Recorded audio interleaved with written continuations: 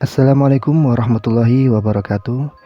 Berjumpa kembali bersama kami di channel kesayangan Anda, channel di mana ada misteri. Kali ini kami akan mengangkat cerita tentang kisah horor suara keranda di balai desa menjelang tengah malam. Kisah ini dialami oleh salah seorang petugas hansip di Kelurahan P di salah satu kota di Jawa Timur. Sebut saja beliau namanya Pak Amir. Pak Amir ini sehari-harinya adalah petugas hansip di Kelurahan P dan beliau bertugas menjaga keamanan lingkungan kampung setempat. Beliau juga seringkali ikut menjaga di acara hajatan yang diadakan oleh warga, seperti acara pernikahan, sunat, ataupun acara-acara yang diselenggarakan oleh kelurahan. Pak Amir biasanya bertugas dengan seorang temannya yaitu Pak Benu. Mereka berdua sudah lama bekerja sebagai hansip dan mereka berdua juga sudah berumur. Tiap malam Pak Amir dan Pak Benu selalu berpatroli keliling kampung. Biasanya hal tersebut dilakukan mulai pukul 11 malam sampai menjelang azan subuh. Mereka berdua selalu mengecek kondisi keamanan di kampung. Waspada harus selalu ada dalam kamus mereka. Karena sewaktu-waktu bisa saja ada orang yang tidak bertanggung jawab, seperti pencuri, perampok, ataupun orang jahat yang mengincar kampung mereka.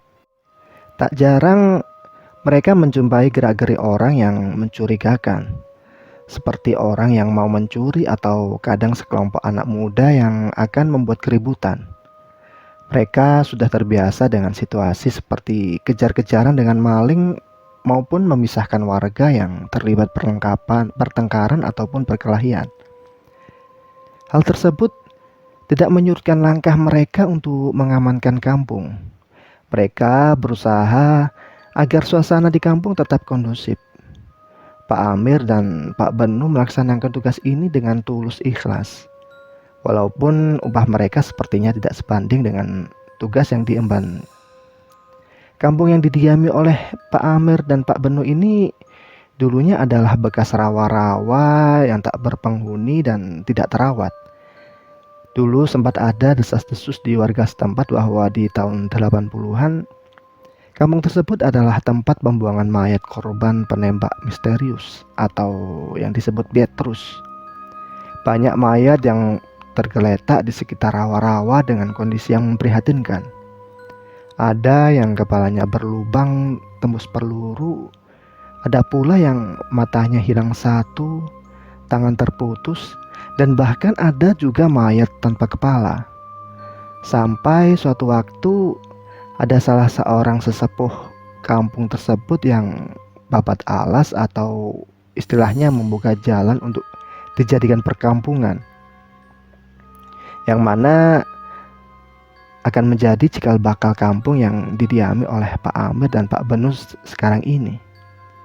Kampung ini dihuni oleh 30 kepala keluarga dengan jumlah penduduk sekitar kurang lebih 95 orang.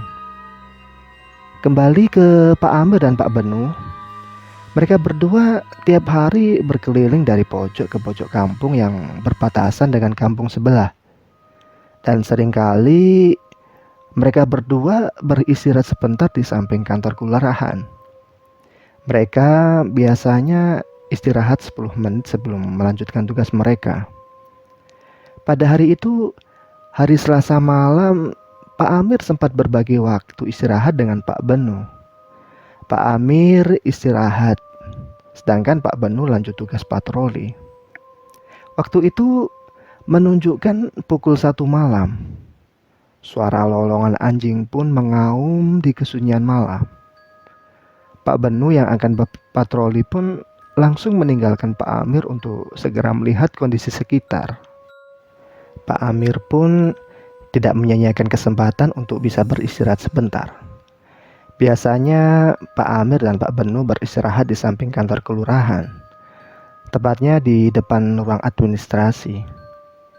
Akan tetapi kali ini Pak Amir istirahat tidak di tempat biasanya karena di depan ruang administrasi ada banyak perkakas kantor yang baru datang. Pak Amir pun akhirnya tidur di samping ruangan tempat menyimpan keranda mayat dan alat untuk prosesi pemakaman warga yang meninggal. Pak Amir akhirnya memulai istirahatnya dengan berbaring ringan di atas kursi panjang. Waktu pun menunjukkan sekitar pukul 1:30 malam, dan Pak Amir pun larut dalam tidurnya. Beberapa saat kemudian, antara sadar atau tidak, Pak Amir merasa ada sesuatu yang mengganjal di kakinya. Dengan kondisi setengah sadar, Pak Amir melihat kaki bagian kiri tiba-tiba terangkat sendiri. Padahal pada saat itu Pak Amir merasa masih dalam kondisi tertidur, sehingga terasa berat untuk bisa mengangkat kakinya. Hal tersebut tidak dihiraukan oleh Pak Amir, dan beliau pun melanjutkan tidurnya. Selang beberapa menit kemudian, tubuh Pak Amir terasa ditutupi oleh selembar selimut warna hijau yang dengan sendirinya menutup tubuh Pak Amir.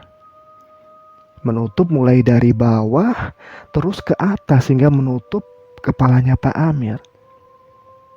Dan saat itu Pak Amir juga masih dalam keadaan antara sadar atau tidak, sehingga hal tersebut dianggap angin lalu. Dan yang terakhir adalah kejadian yang benar-benar membuat Pak Amir kaget setengah mati, karena diawali dengan adanya suara duk, duk, duk, duk. Iya, seperti suara sesuatu yang berada di dekat Pak Amir, di dalam ruangan sebelah Pak Amir yang sedang tidur. Semakin lama suaranya pun semakin keras, sehingga membuat Pak Amir pun jadi terbangun. Awalnya Pak Amir mengira bahwa suara tersebut adalah suara tikus yang mungkin terjebak dalam ruangan tersebut. Pak Amir pun akhirnya mengecek keberadaan suara misterius tersebut dengan membuka pintu ruang penyimpanan tersebut. Dan alangkah terkejutnya Pak Amir melihat dengan mata kepala sendiri kalau sumber suaranya ternyata berasal dari suara keranda mayat yang bergerak maju mundur dengan sendirinya. Iya, suara keranda yang bergerak maju mundur dengan berbenturan dengan tembok. Pak Amir yang melihat hal tersebut sangat-sangat ketakutan dan langsung lari meninggalkan ruangan tersebut untuk mencari Pak Benu. Akhirnya keesokan harinya Pak Amir dan Pak Benu menemui sesepuh setempat dan menceritakan hal tersebut ke beliau.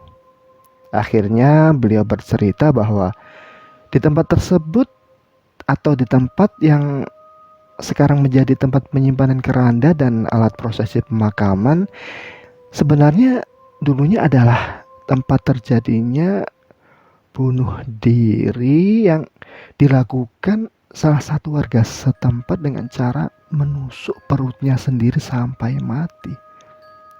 Akhirnya Pak Amir dan Pak Benu pun mengetahui riwayat dari ruangan tersebut. Baik pemirsa di mana ada misteri, tetap stay tune di channel kesayangan Anda, yaitu channel di mana ada misteri. Terima kasih. Wassalamualaikum warahmatullahi wabarakatuh.